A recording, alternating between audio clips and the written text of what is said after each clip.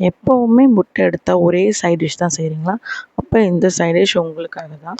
இன்றைக்கி நம்ம வீட்டில் ரொம்ப சுலபமாக மணக்கிற சுவையான எக் புதினா கிரேவி எப்படி செய்கிறதுன்னு பார்க்கலாம்.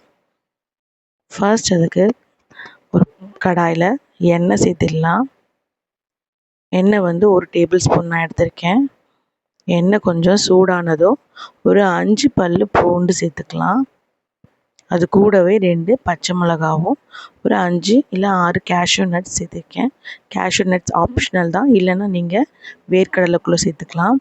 ஒரு பெரிய வெங்காயத்தை நீல வாக்கில் வெட்டி வச்சுருக்கேன். அதையும் இது கூட சேர்த்து நல்லா வதக்கி விட்டுடலாம். நல்லா வதங்கி வந்தோன்னா ஒரு கைப்பிடி வந்து புதினா சேர்த்துக்கலாம். உங்களுக்கு காரம் பத்தலை அப்படின்னு நினச்சிங்கன்னா இது கூடவே ஒரு 2 காஞ்ச மிளகாவும் சேர்த்துக்கலாம்.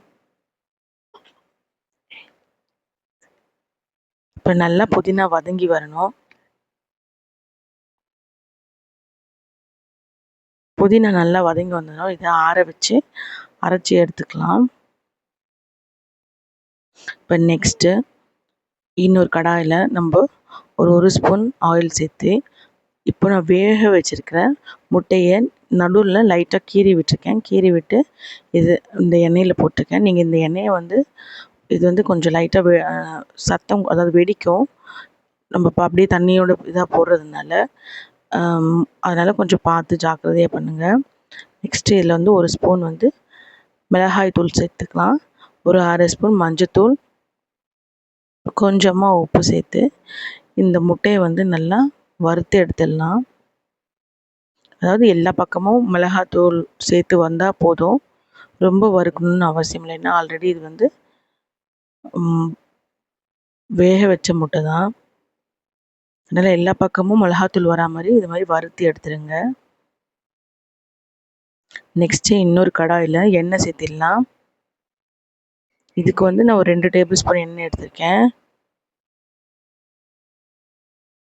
இப்போ இதில் ஒரு 2 பிரிஞ்சி இலை, ஒரு 2 பட்டை, 2 ஏலக்காய், ஒரு ஸ்பூன் வந்து சீரகம் சேர்த்து அப்படியே வதக்கிடலாம். இப்போ இது கூட ஒரு ஸ்பூன் இஞ்சி பூண்டு விழுது சேர்த்து ஹை ஃப்ளேமில் வச்சிடாதீங்க, ஸ்லோ ஃப்ளேமில் வச்சு இந்த இஞ்சி பூண்டு விழுதை வதக்கி எடுத்துருங்க. இப்போ இஞ்சி பூண்டு இது நல்லா வதங்கி வந்துருச்சு. நெக்ஸ்ட்டு நம்ம அரைச்சி வச்சுருக்க இந்த விழுதை இதில் சேர்த்திடலாம். இந்த டிஷ்ஷுக்கு நம்ம தக்காளி சேர்க்கல. உங்களுக்கு வேணும்னா ஆப்ஷனல் தான் தக்காளி சேர்த்துக்கிறது. கொஞ்சமாக வந்து அந்த அரைச்ச தண்ணியே இதில் சேர்த்துக்கோங்க. சேர்த்துட்டு இது வந்து ஒரு 2 நிமிஷம் வந்து கொதி வந்தால் போதும். நல்லா கிளறி விட்டுட்டு, அடி பிடிக்காத மாதிரி நல்லா கிளறி விட்டுட்டு நம்ம இதை ஒரு 2 நிமிஷம் கொதிக்க விட்டு எடுத்துடலாம். ஏன்னா ஆல்ரெடி வதக்கின பொருள் தானே, அதனால் ரொம்ப கொதிக்கணும்னு அவசியம் இல்லை. இப்போ கொதி வந்துருச்சு. நான் இதில் வந்து ஒரு 1/2 கப் வந்து க்ரீம் சேர்த்திருக்கேன். க்ரீம் இல்லைன்னா நீங்கள் தயிர் இல்லைன்னா வந்து பால் இருந்தால் கூட நீங்கள் சேர்த்துக்கலாம் அதில்.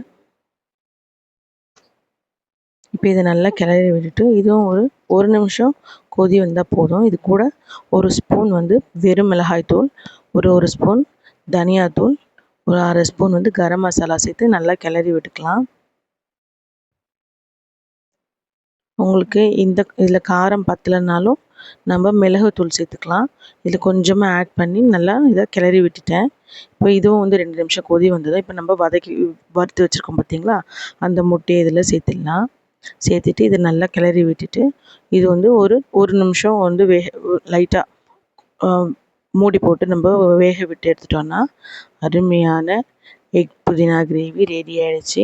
கண்டிப்பாக இதை நீங்கள் வீட்டில் ட்ரை பண்ணி பாருங்கள். சாதம், சப்பாத்தி, பரோட்டா எல்லாத்துக்குமே செம்மையான ஒரு சைட் டிஷ் தான் இது.